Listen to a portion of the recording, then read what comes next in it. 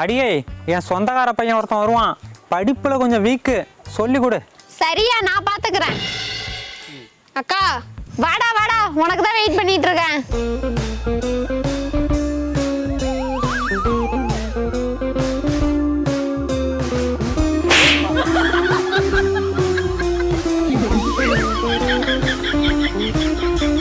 உனக்கெல்லாம் படிக்க தெரியுமா தெரியாதாச்சே?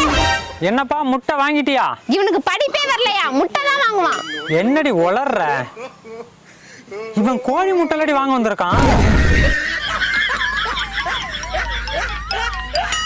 சாரி தம்பி, கொஞ்சம் ஏன் கூட வாப்பா, முட்டை எடுத்து கொடுக்குறேன். எங்க அப்பா என்ன சொல்றேன், நடந்துறீங்க. குந்தாணி, அவன் எத்தனாவது படிக்கிறான்னு தெரியாமலே சொல்லி கொடுத்துட்டு இருக்க.